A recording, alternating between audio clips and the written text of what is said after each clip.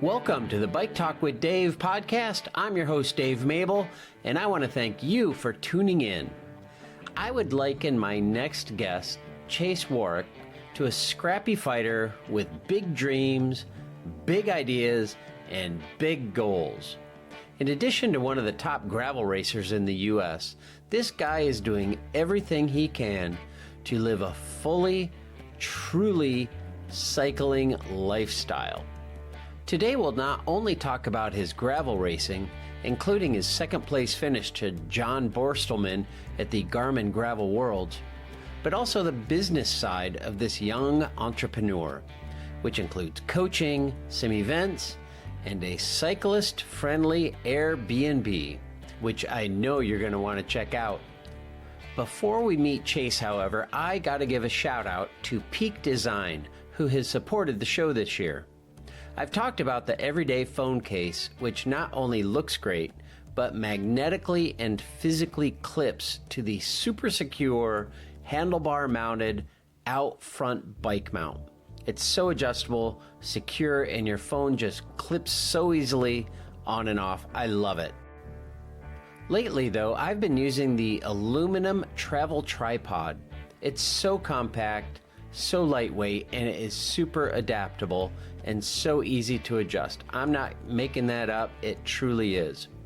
And the ARCA compatible standard plate on your camera snaps right into and out of the fully adjustable head so easily. Plus it's got a couple of little surprises tucked away in a leg. One is the little multi-tool that you use not only to attach the plate to your camera, but you can adjust all the bolts on the tripod itself.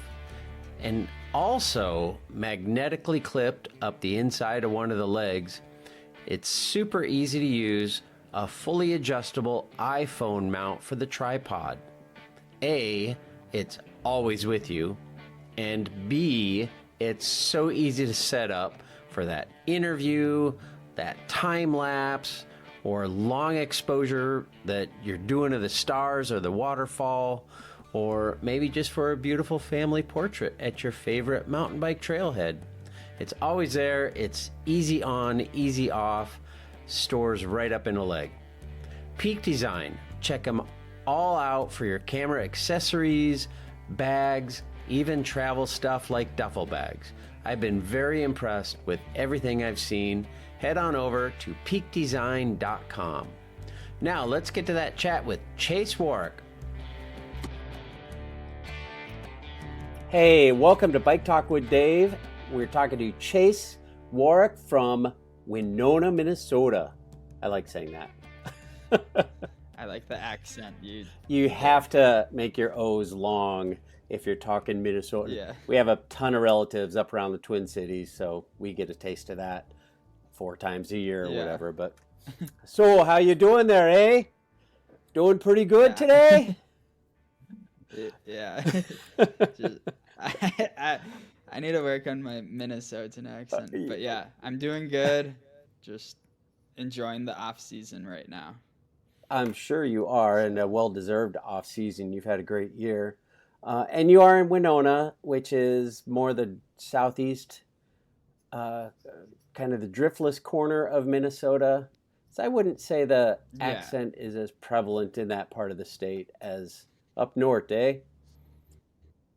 No, but we do have some very Norwegian towns that I can bike through, and yeah. So if you stop at there's a Norwegian bakery in Rushford, and there's a heavy accent there, Scandinavian accent. So, yeah. Very cool. Are you a Minnesota native? Yep. Yeah, something I pride myself in, I guess. Like a lot of these people will say they live in the Midwest, but they go out to California or whatever for their whole winter. But I fight through the winters up here. Fat biking's kind of the go-to. But born and raised in central Minnesota, Princeton, Minnesota, and then, now living in Winona, Minnesota. Very cool. And a graduate of Minnesota Golden Gophers. Golden? Yeah, Skyuma. So Yeah, I don't know whatever. I if don't your know what that. audience will like that, but it's the chant. Uh, Rock on, man. You just crushed my Iowa. Well, not my Iowa Hawkeyes, but I root for the Hawks when they're not playing Iowa State, but I'm definitely an Iowa State fan. Um, Okay. and they, I feel like that game, Minnesota Iowa, was the final straw in our offensive coordinators. Um,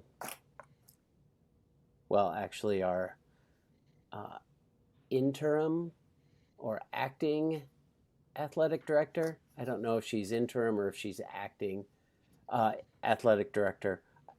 The Minnesota game was the final straw in her back, and she let our Okay. offensive coordinator go. So I don't know. Wow. Scoring points is fun. That was Yeah. sidebar there. Anyway, how are you doing today? I'm doing good. Uh, the off season's been honestly just like catching up on cleaning around the house and working on a few projects, I guess, or working on like getting stuff ready to post about my events. I'm working with a marketing guy for my business now, and he redesigned my website, so we're about to launch that.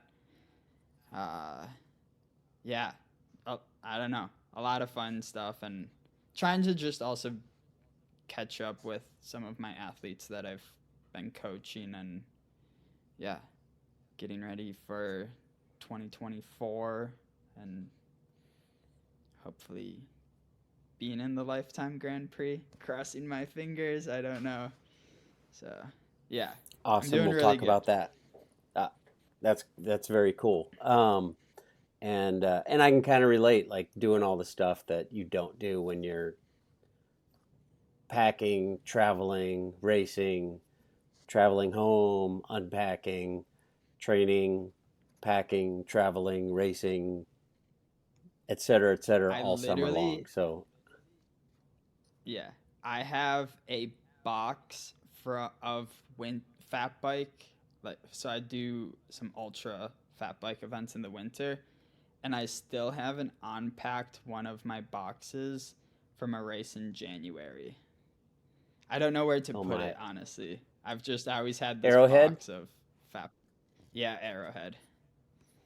Um, we should talk about Arrowhead because it's on my. It's actually now on my 2025 list of things to do, and I'm going to be talking with Steve McGuire, one of the back of the pack guys. I, I mean, Okay, you yeah. share a starting line with him, but then I bet you don't see them ever Hmm. again. I'm pretty sure they finish Yeah. at least 24 hours behind you, if not more. but he and I are going to kind of talk through the next 14, 15 months to help prepare me for Arrowhead in 2025. Um, and I know that you promised me your box of stuff, which is why you're not unpacking it, Yeah. I'm assuming. Um, and we'll talk about that offline. But yeah, Okay. God, you do all kinds of stuff because it's been. We should give people an idea of who the heck you are in general before we dive into details. You've been racing a decade, and you started out on the road, which is kind of the opposite of Arrowhead. Um, Hmm. but looks like you're pretty deeply into road racing, doing Joe Martin and um, Tour of America's Dairyland, and I mean all the big races in the Midwest and a bit beyond. You and I, in fact, were in the same place at the same time on many occasions at Bicycle Blues and Barbecue, or Snake Alley, or Grand Prix Des Moines, or I don't know what else has there been. Um, There was the cap crit Serum, around the and Gravel capital. Worlds. But Yes, serum. oh, Old Capitol Crit. That's right. Yep, absolutely, Old Cap. Yeah. Rest in peace, many of those. But Anyway, you were pretty much a roadie for quite a while. Hmm. Tell me Yeah, about roadie those for years. yeah. I got my first road bike when I was 15 because I had a bike to hockey practice and just slowly got into some of the road races, and I was pretty fortunate to remember that my fourth and fifth grade English teacher brought his bike in one day after an accident. So reached out to him if he still biked, and he kind of became a mentor for me. Um, and yeah, did the local Minnesota scene, forged my parents' signatures on some USAC waivers a couple times because as a junior you need a parent, and then and then yeah, went to Purdue for a semester actually, and I got into cyclocross there, but was still mostly a roadie. Came back in the spring, rode with the U of M, and then usually during those summer months while I was in college, we would just all the collegiate guys we had a club we would make and then race under that and travel to a lot of the Iowa stuff just because I do feel Iowa for some reason would always have a really good payout. I mean, Bicycle Blues and Barbecue was like the biggest event in the Midwest back then, and yeah, Yep. I mean, I really yeah Rest in peace. I still love yeah I love road racing still. I like just the like elbow to elbow like aggressiveness, and I'm a smaller rider, so those like high speed just getting really aero, I feel like that benefits me, but I can't sprint, so in the Midwest that's what 90% of the races came down to, so gravel's a little less like that. So yeah, and then really the transition happened. Oh, go ahead. I was just going to ask, why'd you transition to gravel? uh that happened during the pandemic. Actually, I did my first gravel event 2018 on a cyclocross bike. We It was free. we all The did. just like yeah. I don't know. Nowadays I feel like a lot of people 2020 and on they probably had a gravel specific bike. But yeah, did it on 33s, and it was like make a donation, and I feel like I can say I'm an OG gravel racer cuz I'll do yeah, we still have a couple free gravel events in Minnesota. But then yeah, 2020 happened, pandemic, um and there was a couple road races on the calendar, but then there was also the Day Across Minnesota, which is a 240-mile gravel event starting in South Dakota, finishing in Wisconsin, traveling through Minnesota. And I had a friend who gave me his entry. He said, "You need to beat this one guy, or else you're going to have to pay for the entry." And yeah, I was just pretty excited for a different type of challenge, and rode it on a road bike actually, my Specialized Venge with 32 millimeter tires. And just the whole time I crossed my fingers, I wouldn't get a flat. So yeah, and then uh, I just fell in love with like the aspect of a gravel community because you go to many road events and that's not there. You're kind of you show up, you race. If you got on the podium, you stick around. If you didn't, you kind of head out. Yeah. So, and then 2021 happened, and uh, the road scene in Minnesota was pretty much died. So I made that transition to gravel, and it also I realized it suited me more. I always enjoyed a super hard day on the bike, but with road racing, the days are hard, but you can always sit in and draft. Where gravel, yeah, you can draft, but there's not much of a benefit. So, yeah. And now I would say 90% of my racing is gravel, 95%. I rode up from Winona to the Twin Cities once this year and did a crit. Just for Wow. like, I did it for positioning practice for onbound because that start's just so chaotic, and I always wanted to make sure I was in a good position. So, yeah. Huh. That skill probably is beneficial at the beginning of really all of these gravel races. They pack everybody together, and Yeah. you're on a gravel road, which is not the widest road on earth, and or you've got Hmm. 5 miles of pavement to get there, and it's like a road race for 5 miles until you hit gravel. And both of those, the Yeah. kind of that elbow to elbow pack scene is beneficial.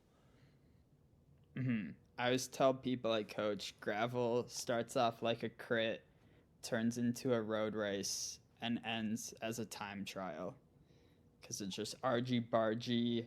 And then you kind of start rotating once you get in your pack, and then everyone usually starts to fall apart. And most of the time, people end a gravel event solo. So, That's a perfect description of a gravel race. Um, yeah, because you're elbow to elbow, and it's actually yeah. freakier than a crit because you're on a gravel road, which you're fighting for a line, or you're all of a sudden you're on a good line, and Mm-hmm. then all of a sudden it disappears, and you're in sand, and you're trying to make your way 3 lanes over to the good line, and so is everybody else, and yeah, it can be a bit chaotic, and I'm sure especially at the front. I am I am not at the front. It is a lot more roomy where I hang out in the gravel races. But yeah, I think that's a great description Yeah. from crit to a road race to a time trial. Um, well, you had a fun summer. I'm sure you have a fun summer every year. But I want to mention that you're Yep. on the Mazda Lauf factory racing team, and Yeah. you have Yep. been Signed for for them at least 2 years. 2022.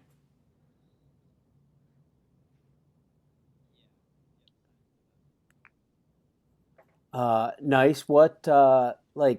Tell me about that team. What are the objectives? Who's on it? Um, what, I mean, I hate to, I don't want you to be like selfish or whatever, but like, what do you get out of that? Because gravel can be a very independent sport. Look at Peter Stetnow or Cole Patton, and they're, Hmm. you know, racing, and they are the guy on their team. Yeah. You know what I mean? Like it is Cole. It's not Cole and 8 other. How that benefits you and the rest of the folks on that team. So selfishly, you don't have to go find all of these sponsors, which saves you a lot of stress. And then at most of like the A races or like gravel worlds or onbound, we get to travel as a team. So usually someone that's will like cook a meal, so you don't have to make every meal for yourself, which has its benefits, but also like if I don't want spaghetti and I want rice because I'm a picky gravel person, then like that kind of sucks. But there's that. There's like John, our team director. He'll be in the feed zones helping us, or like at Onbound where you need crew. Like Marissa's husband came down, so we had Austin in the feed zone. We had Scott, who's Leah's husband, or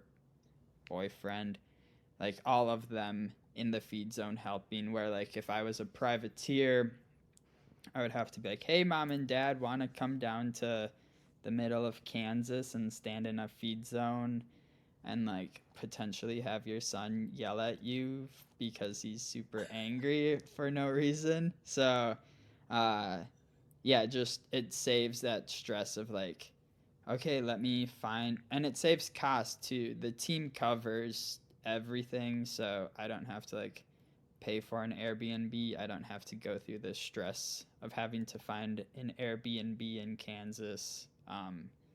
So there's all of that, and then yeah, like we get the bikes, the kits, everything from the team. So Yeah, it's Yeah, super nice, nice stuff. Nice bikes, nice wheels. oh yeah, I love the wheels. Like I plus know you love the yeah. wheels. I want to ask you about Gravel Worlds, man. A, I want to ask you about Gravel Worlds, and B, dude, you were riding. What was that, the Jet 180?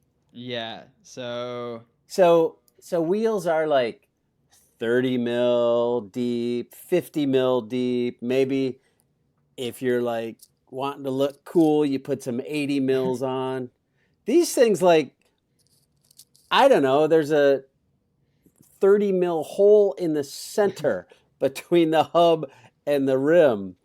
It is almost a disc wheel, which is it's a super cool wheel, and I get it. It's like crosswind compatible. If disc wheels aren't allowed, it's like the next best thing. It's a great wheel from head. Um, but on gravel, like, tell me about that decision.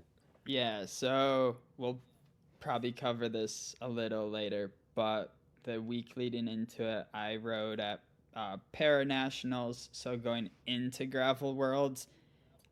And Paranationals was in Georgia in August, which actually Nebraska was hotter at that time, but it sounds cool saying it was in Georgia, so people assume it was probably 200 degrees. But Hot. yeah, it was in the 90s in like an army base with no wind. So I went into Gravel Worlds not knowing how my legs would be. So I've always wanted to run the Jet 180, and I've talked with Head about it before.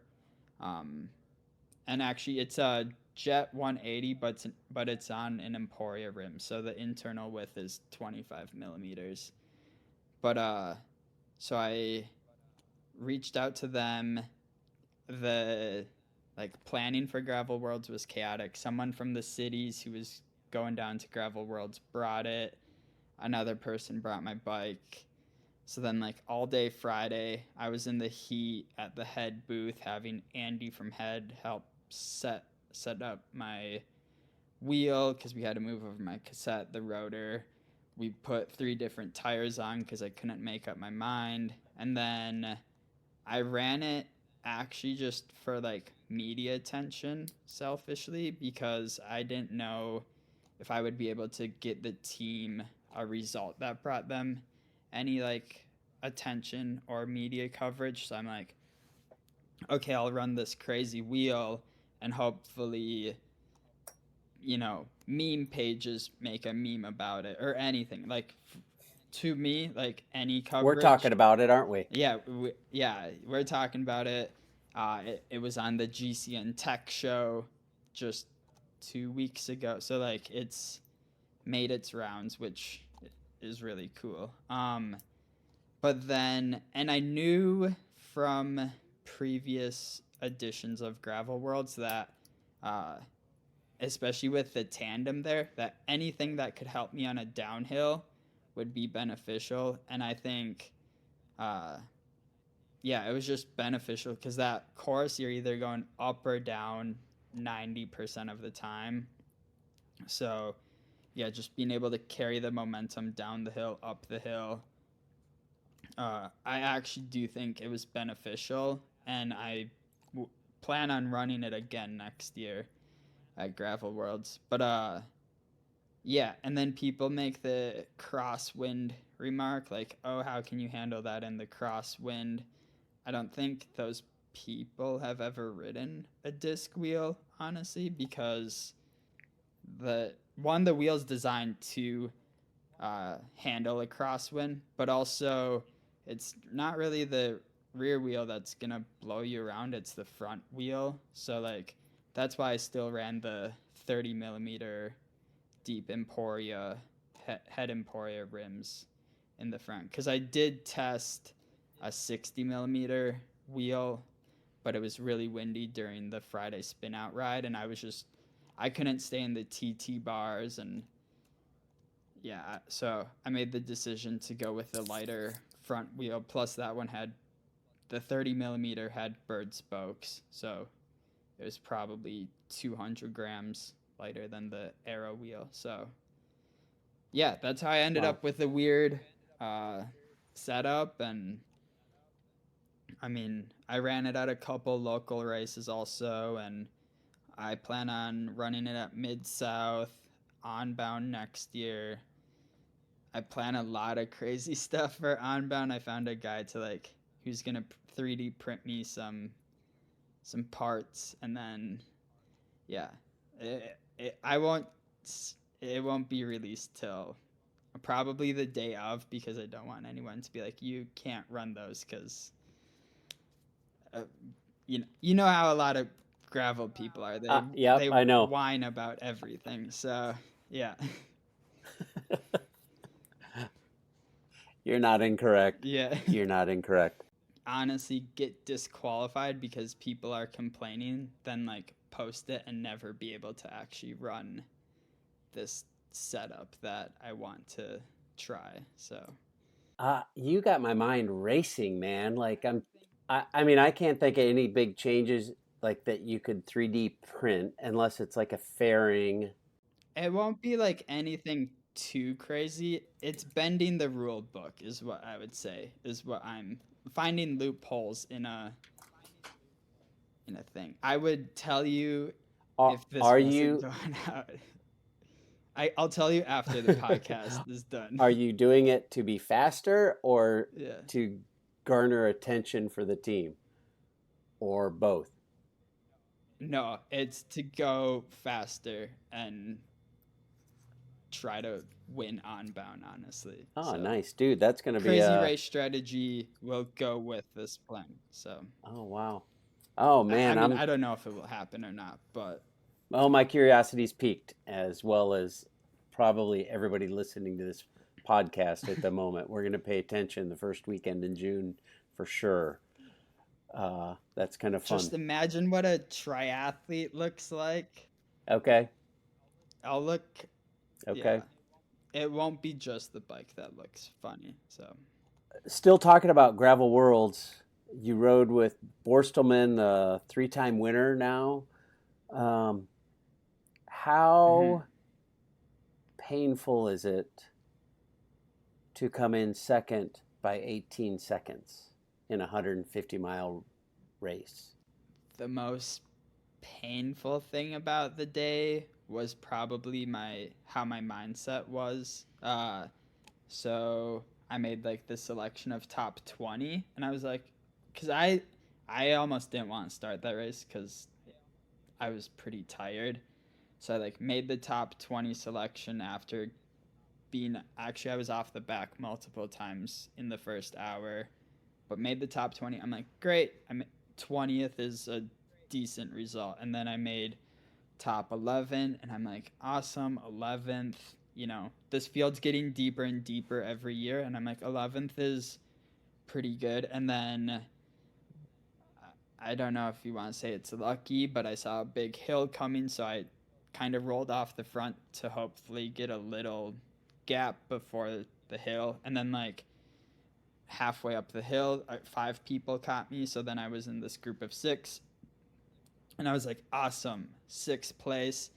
And then we hit the mud, and the Lauf loves the mud, and we came out just 3 of us, and I'm like, awesome, 3rd place. I just got to hang with Borstelman and Steven Vogel. Like, Steven's a big human being, so I was like, perfect. I was He like, is. yeah, You're right. I'm like, this is gonna be an awesome draft for the next. I think there is still like 80 miles left, and then he like, I mean, the amount of KJs he was burning, he didn't eat enough food. So then like I gave him, I know he's like dying, and I'm like, okay, I'm gonna give him some gels, and like, you know, hopefully he's nice enough to then give me 2nd place. And he actually just dropped off. So then it was just me and John. So I went from like happy with 20th, happy with 11th, happy with 6th, happy with 3rd, happy with 2nd. And that's kind of how I ended the day. Like when John attacked me, I was just like, yeah, I'm getting 2nd. Like I told John, I'm like, go celebrate. Like I just gave up right when he attacked, and I kind of just followed, and he didn't really get a gap on me, but I also wasn't trying. And I'm like, dang, if I would have like not had that mindset, I would have loved to like. I mean, my setup, the fastest place for it was that downhill section, pavement. So I'm pretty like upset with. Coming into the finish line. Yeah, once he like, I mean, I coasted and it could have been closer, but yeah, I don't know. Like, I don't want to say I would have beat him at all, but it would have been cool to actually see if I could sprint or, you know, not given up and sprinted with him. Yeah. And like, Yep. he knows where to, he knows you got to be the first person through that corner. And I also know that, I guess. So I guess we would have just been like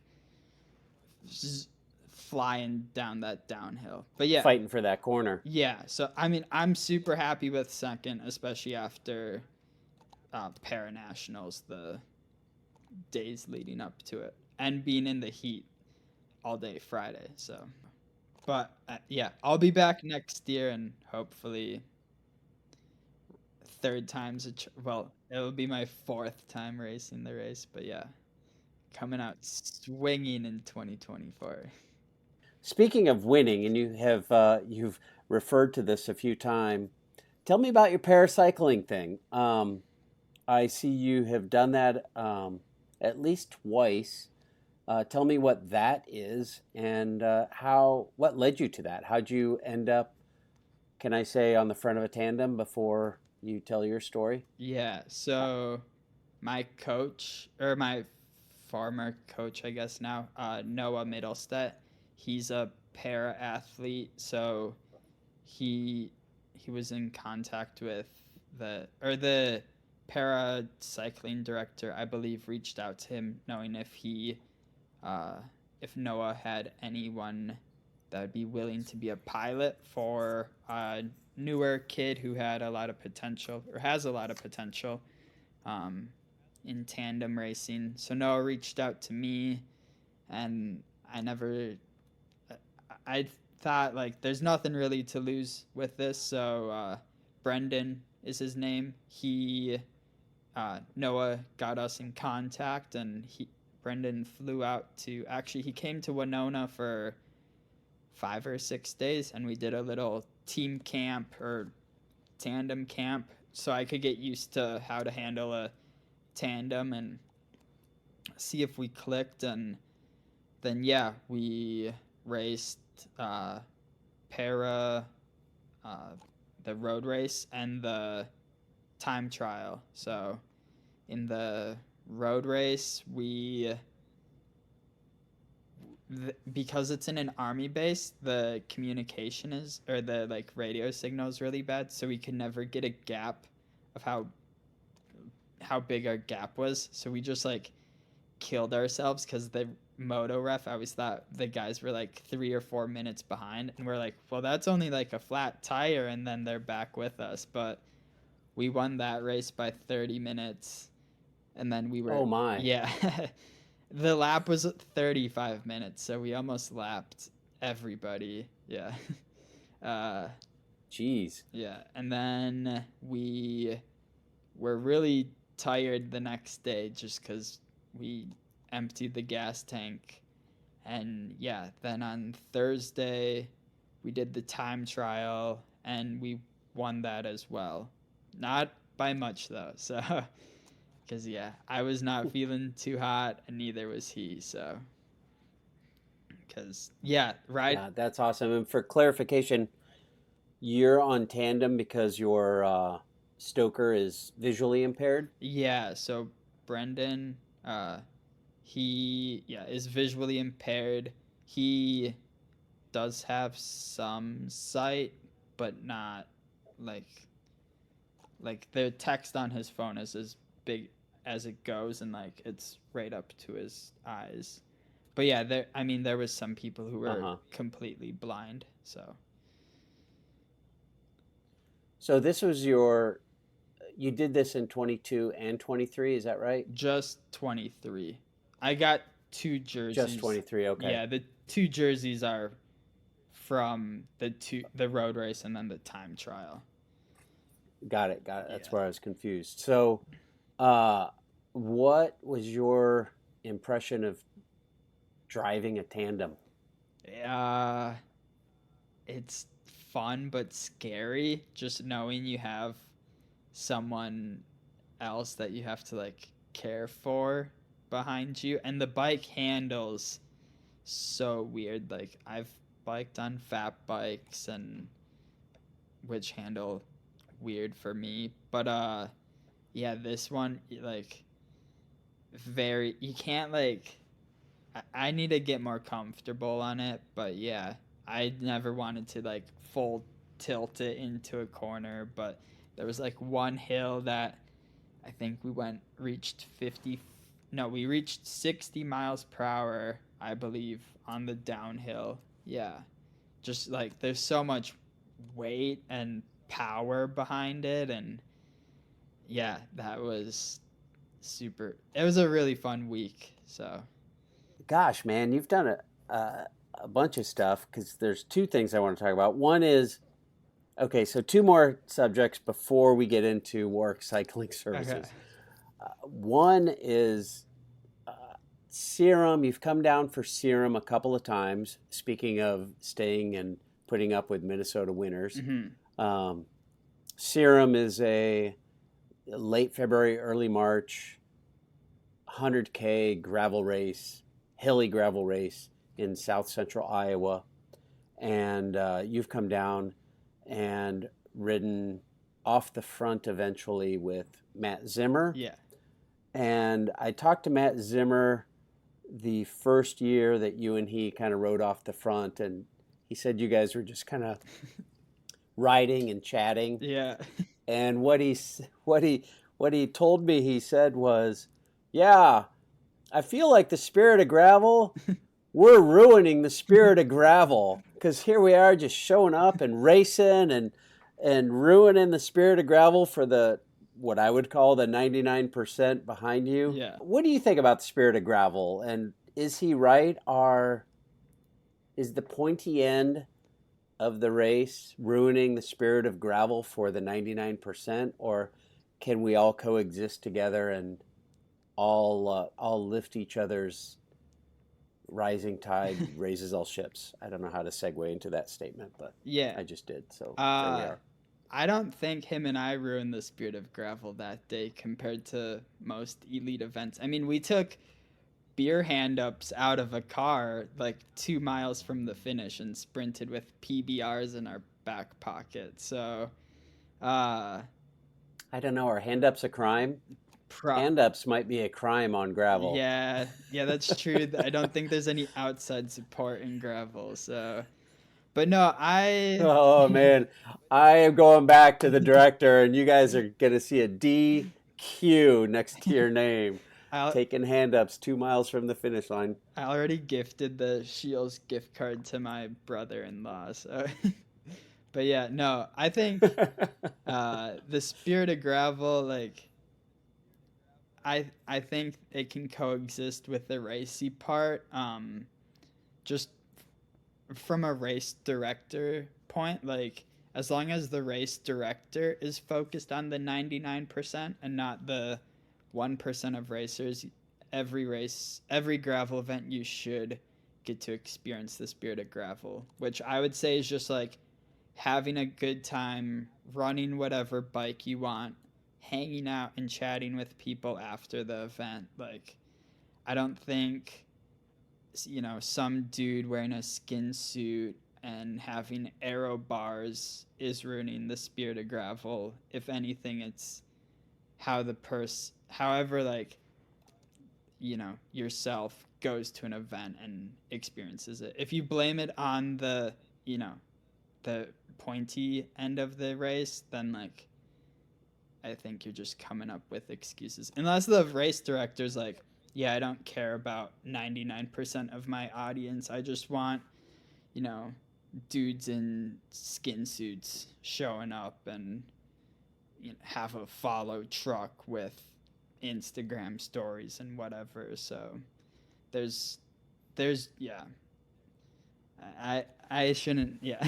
That's as far as I'll go on the spirit of gravel. But like, I don't think, you know, running a weird bike is ruining the spirit of gravel. That's like the essence of gravel. I think if you go back and look at like Almanzo pictures, I feel like, you know, run whatever bike you got. And most people, like, I think aero bars are the spirit of gravel because I think most people should run them just for comfort. Like, does it make you faster? Yeah.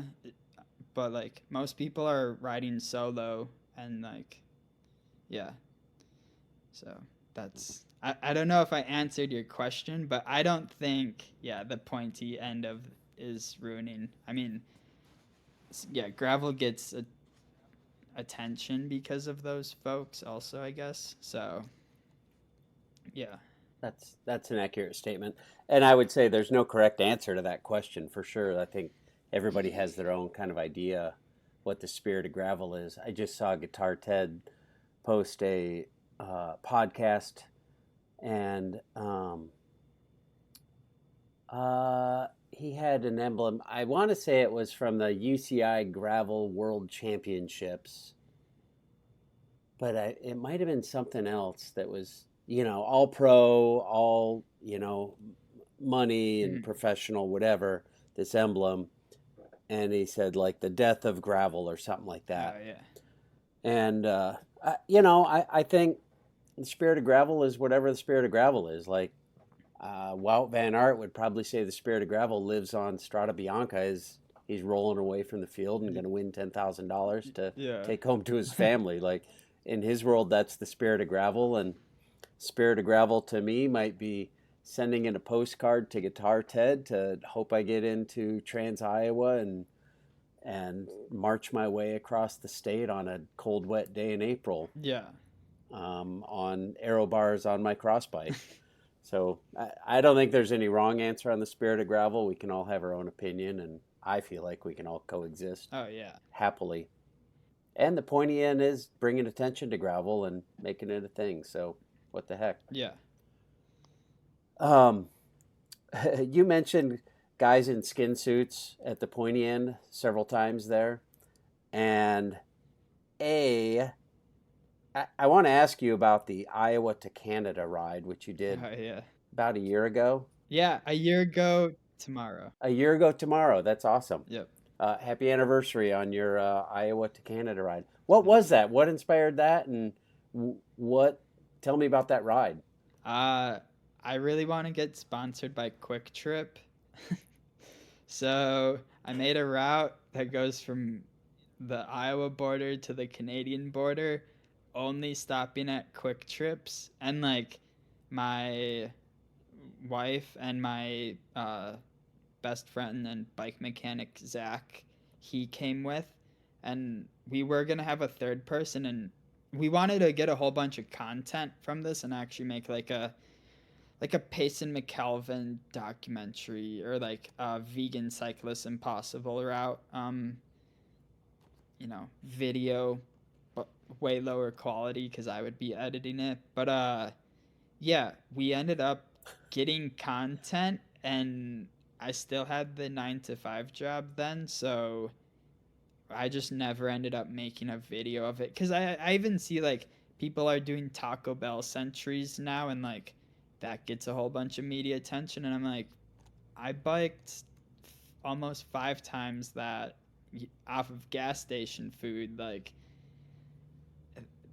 pretty similar, but I never made content for it. So, and yeah, it was just an off-season project. I was gonna do it the week, like get back from Big Sugar, 2 days off, and then do it. And there was a 20-mile-per-hour tailwind that day, and I was like, perfect. And like Bora in one day made me this skin suit.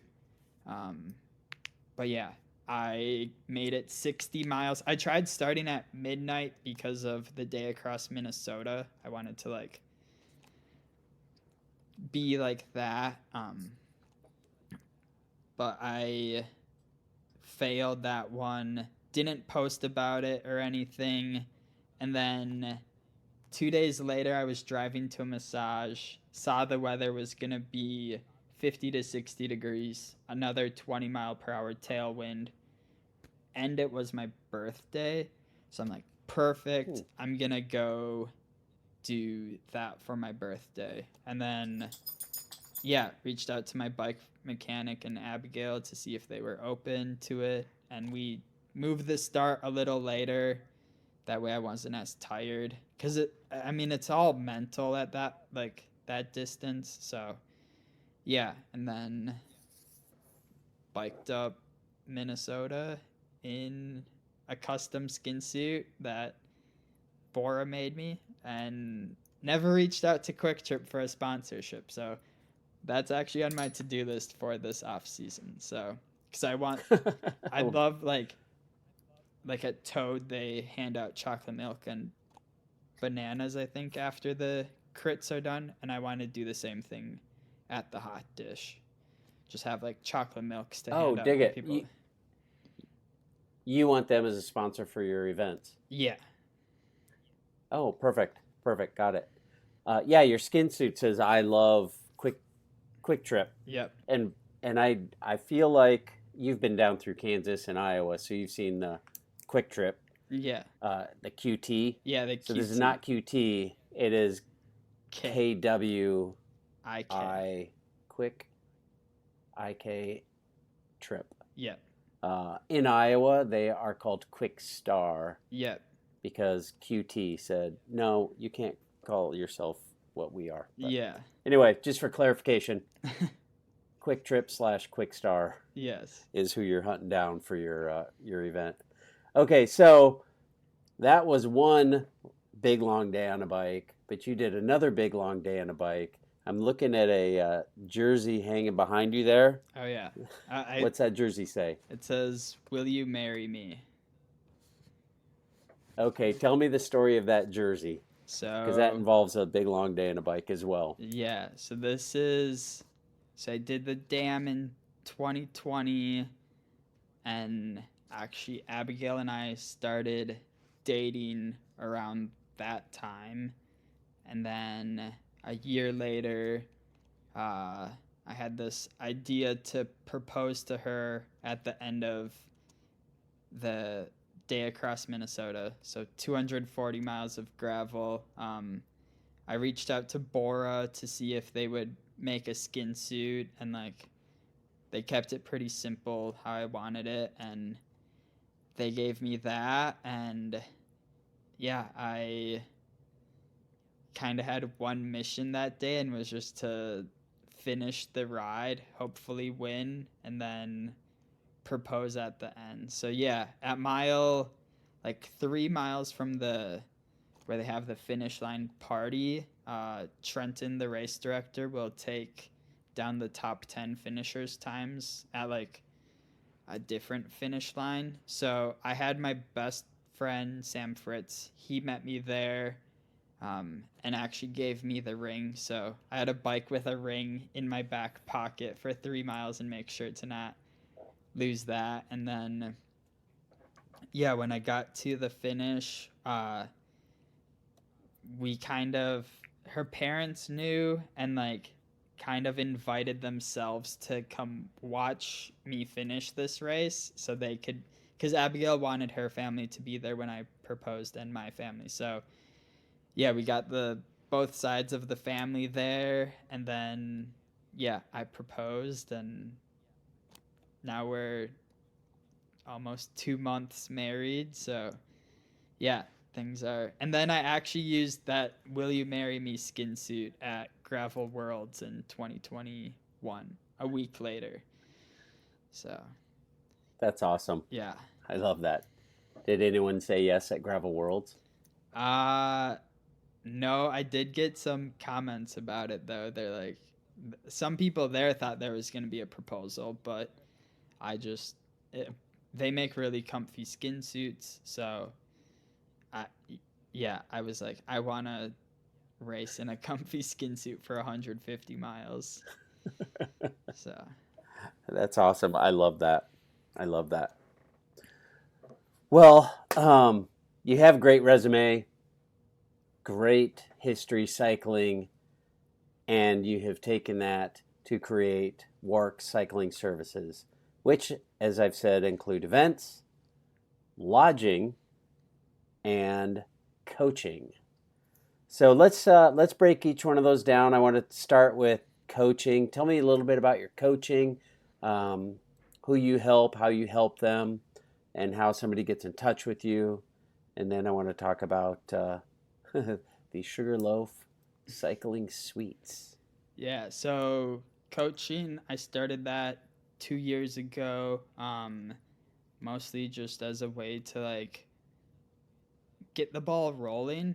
So I actually wanted to be a teacher growing up because not growing up, but at the end of my college, I decided I actually wanted to be a teacher, but I would have had to redo all of school. So to kind of fill that void of like, I want to be able to give back and help guide people with, not their, some people I help more of a mentorship, but some of them it's just bike guidance and tips. So just being able to help people is why I helped with that. And I started out probably not with like a bunch of knowledge on coaching or like the science behind all the methods. I had some, but not as much as like you would with, if you reached out to any of the big companies like Fast Cat Coaching or whatever. So, or Right, like someone who right. has You're coaching with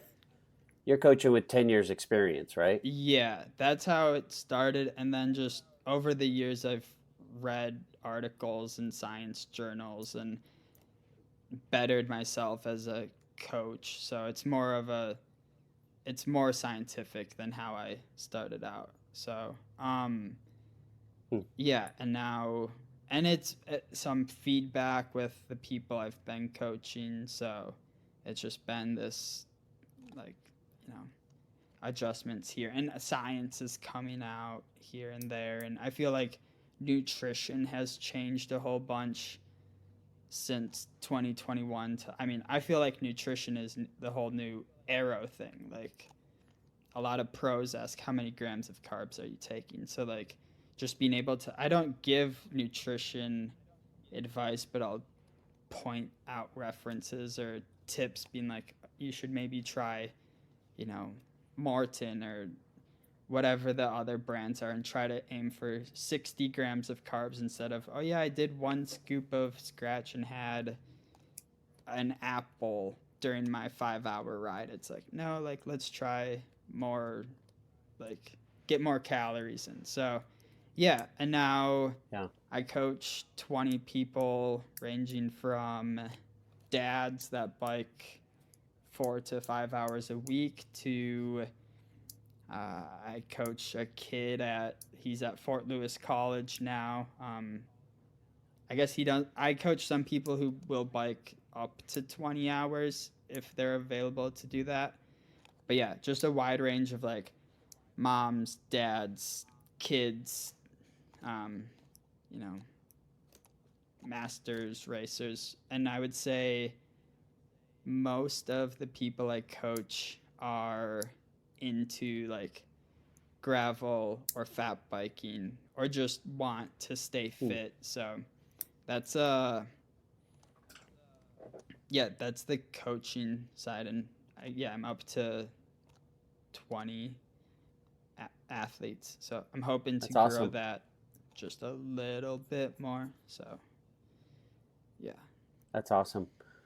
Um, and again, Wark Cycling Services, they can find that's your website, and they can find your coaching stuff right there. Yeah, there's a contact form out there, and I'm working on a new form to kind of, there's like the basic questions that have them fill that out so we don't have to like go over it in the conversation, or we can go over like how many hours can you do. We can be more in depth on like that first consultation call. Dig it, dig it. One of the other things that I noticed on there is, I forget what it says at the top line, but Uh, it's Sugarloaf Cycling Services. Oh yeah, Sugarloaf Cycling Oh, sorry, Suites. sorry. Suites, Sugarloaf Cycling Suites. Yeah. What is that? I actually love it. I know you, but I love it. But what is it? What are you talking about? Yeah, so Sugarloaf Cycling Suites is just the two spare bedrooms in uh, me and my wife's house that want to.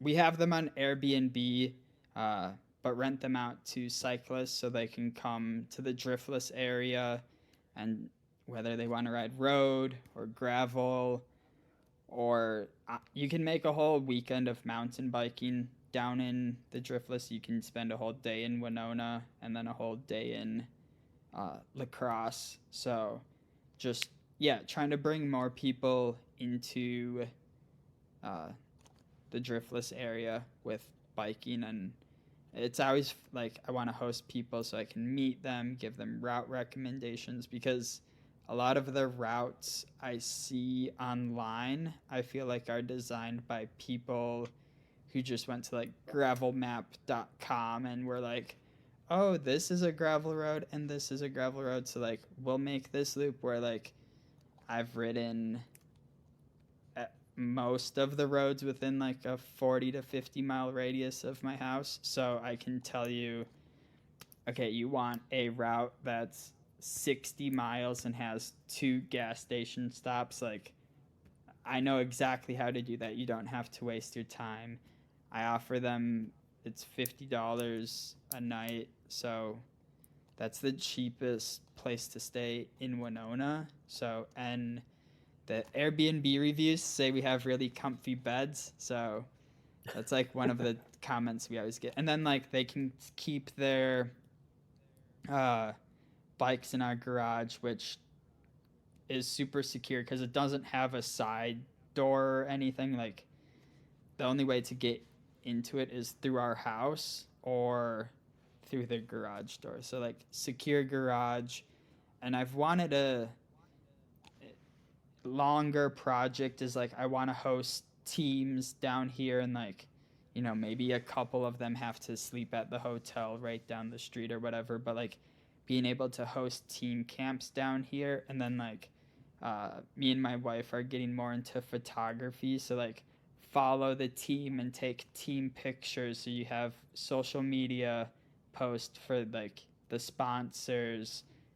I would love to like cook meals for them. Like it, obviously there's pricing to all of this, but like just being able to give these teams or people like a really fun experience and almost like a pro experience down in Winona. So that's the longer goal. I do help out with FTW Driftless Gravel Camp, which is uh, a gravel camp held in early or late April, and like kind of tested that out. So I helped cook. I was a sag wagon and I took photos for them. So that was like a really fun weekend. But I haven't had any teams hit me up, and maybe I need to like do outreach to bug teams to find out about it. But yeah, because so many people drive down to like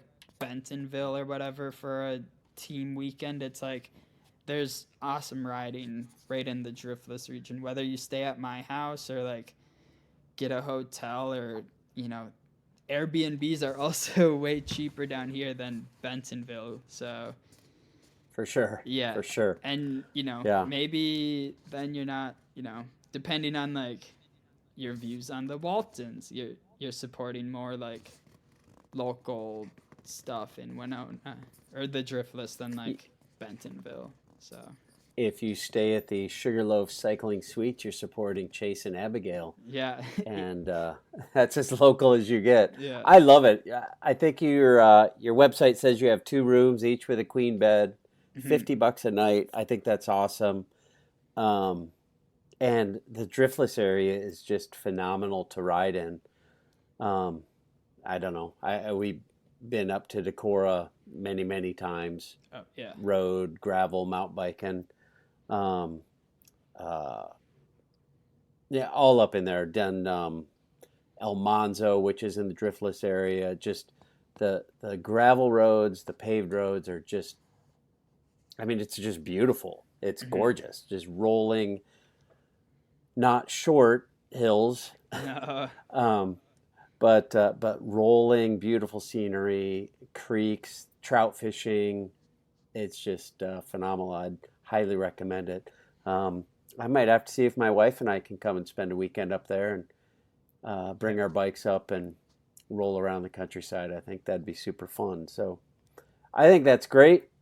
And another excuse to come up to the Driftless area is the Hot Dish 100, one of the two events that you put on. Tell me about the Hot Dish, and then we'll get into Granny's Gravel Grinder, which I also love. I think that's great.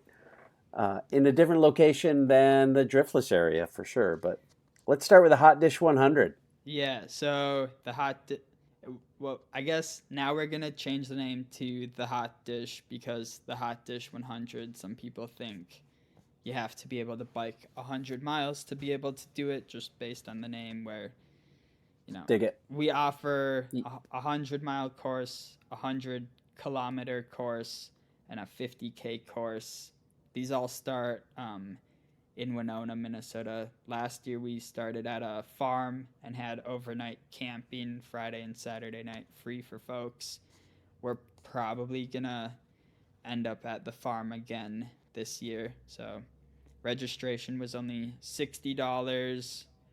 Um, I guess like the hot. So this all started on a bike ride with one of my friends, Eric, from near where I grew up. I told him I wanted to put on the most Minnesotan gravel event you could. So we started just like brainstorming what's Minnesotan, and then he's like hot dish, and then I'm like, oh, what about the hot dish 100? And it just like came off of the tongue super easily, and then it's like, uh, then brainstorming started happening. So it's like I'll dress up as like Paul Bunyan for the day, and we serve hot dish and scotcheroos, or I forgot the other name for them, but we call them scotcheroos or special K bars. And then Oh, like our first year we had this again goes back to me wanting to be sponsored by Quick Trip, but we had a one of the climbs I called Glazer Golly, and we had glazers like that you could get at the aid station. So we'll probably bring that back in 2024, and uh, yeah, we, and oh, there's a minimum maintenance road, or B road as Iowa folks call it. That like there's a huge pothole that's not a pothole, but like a huge hole. So like there's this cone with a sign that says "Ope." Like, yeah. oh, So yeah, but yeah, just like Minnesota themed. Keep it, the cost low. I think like going back to the spirit of gravel, I think the community aspect is super important. So like how can you have people hang out at the event afterwards? It's, like Serum is at the bar. Obviously there's no bar in this like random valley, so like we serve hot dish and have tables so people can eat and talk about their day. Um, and yeah, that's the hot dish, and it stays mostly in the driftless region. There is some flatness to it just because I know not everybody wants 10,000 feet of climbing in 100 miles. So correct.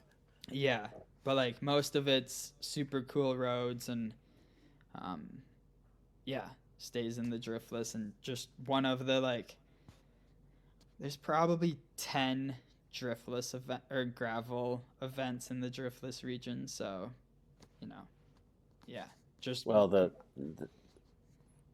yeah, the reason for that is because it's gorgeous. yeah. I mean, mine connects to the Winston Cup, which connects to the Filthy 50, which connects to, or goes close to like the old El Monza course. There's the Driftless 100. There's the Colesberg 40. Yeah, there's just an endless amount. So Another word for gorgeous or scenic yeah, is hilly. yeah, So it's definitely hilly, but again, beautiful. I did the Driftless 100 last spring, and I just was blown away. Every time you come over a hill or come around a bend, I'm like, this is another Grant Wood painting mhm. right here in front of my eyes. So that's in July. Yeah. The tentative date is July 27th. So tell me about Granny's Grand Grinder. Yeah. Gravel. Nope. Did I just rename it Granny's Grand Gravel Grinder? uh, No. Gravy's. Holy moly. Granny's Gravel Grinder. yeah. So that one is so Hot Dish, probably one of the more hilly events in Minnesota. Granny's Gravel Grinder, probably the flattest gravel event in Minnesota. So that one, yeah, it's early season. So first weekend in May this year will be May 4th. So we'll probably have like a Star Wars theme to it. But so it kind of just started as a random idea in 2022. I wanted to have a me and my friends, we did a gravel ride from my grandma's house, and like there was some cool wildlife management area trails that we went through, and Ooh, just pretty like flat scenic-y, some cornfields because we're in central Minnesota there. But yeah, and then we got home and like grandma had us food, and I was like, oh, this could be like a cool idea, like have like grandma themed, have like cookies, and like my great grandma used to uh like to make goulash, so like, you know, I would have perfect. we had cookies and goulash, and then like I really like how like Mid South and the Filthy 50, like Trenton and I can't remember the Mid South's director's name, but like they'll give you hugs at the end of the event, and I really think that's really cool. So I'm like, what if I had my grandma and some of her friends give hugs at the end of the race? Because like that's memorable and different than 90% of the races out there. So yeah, my grandma and one of her friends were giving out hugs to every finisher, and uh, I guess I should say like it starts at my grandma's house and you finish 5 feet from my grandma's house. Like you finish in her yard, and then the food is served in her garage. So like all all, all of my grandmas have been super supportive of biking, and she loves it, and it gives her something to do. Like yeah, so it was also kind That of a test event because we had my Abigail and I's wedding was at my grandma's house. So we're like, can oh cool. 200 people park in this event? So that one again, pretty low cost, $50. You get food For afterwards. goulash, Yeah, goulash, cookies, couple aid stations. There's I hope they come back this year. I actually haven't talked to them, but like we one of the aid stations was at a coffee shop. So like we had our aid station, but then if people wanted to like, buy a coffee or whatever for like uh I mean that place is like $2 to $3 for a drink. So really low cost, and I hope they enjoyed the support. So yeah, yeah, just like grandma's themed event this year will probably be Star Wars and grandma's theme because of May 4th. But yeah, that one, flat, early season. You never know what you're going to get with weather. But I just like, it's one of the few areas that like doesn't have a gravel event yet. So I was like, I got to do it before someone else tries to take over this like territory of gravel. So that's cool, and that's just north of the Twin Cities, isn't it? yep, about an hour. And 100 mile, 50 mile, or 25 mile for Yep, Granny's Gravel Grinder. Yeah. Awesome. So tell me again where people go for info. What's your website address? Wark's Cycling Services. Awesome. I'll put links on the show notes for all of those. All right, dude. It's been a pleasure to chat. Thank you. Thanks for having me. I'd like to thank Chase for spending some time with me and sharing his story. If you're looking for some fun gravel rides with good old Midwest hospitality, put Hot Dish and Granny's Gravel Grind on your calendar. And if you're looking for a coach to help you get to the next level, or you need a place to stay when you go to the Driftless region, look him up at warkcyclingservices.com.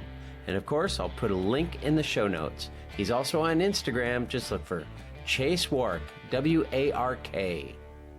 Now, I'd also like to thank you for tuning in today. If you enjoyed today's podcast, I would love it if you would rate and review on your favorite podcast platform and give us a follow on Instagram and Facebook. Now, if you really love the show, I would welcome you to support it financially. Just look for Bike Talk with Dave at buymeacoffee.com, and when you drop a few coins in the bucket, I'll be happy to send you a sticker. I will also give you a sticker if you hit me up at a ride next year and say you're a fan of the show. I know we'll be headed to the Rattlesnake Gravel Grind and tackling all the surfaces at Core 4. Who's ready for some Core 4 news? After a huge spike in riders and a super thank you to everyone for coming out this year, these guys jumped right back into the fire. It's no surface untouched again for 2024 because Core 424 has a sweet sound to it, no doubt. New routes, new distances, and a new you. That's right, y'all, they are mixing it up with more surprises and delights.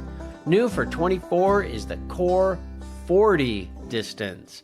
Just a bump up from the 20 mile and still has all the farmscapes and B roads and champagne gravel you'd expect from the folks at Core 4, just without the single track.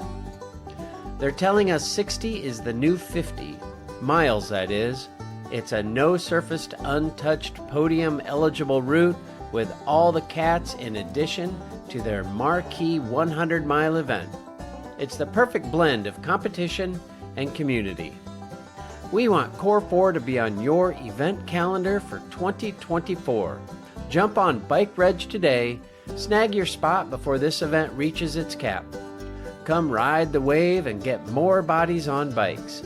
It's blazing hot action every year, and they'll keep the fire stoked all winter long with the 20, 40, 60, or 100-mile route. Core 424 has something for everyone. It's time for the next time. Let's go!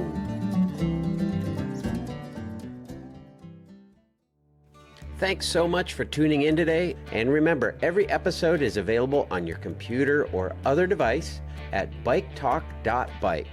I hope you have a great week, and remember that nothing compares to the simple pleasure of riding a bicycle.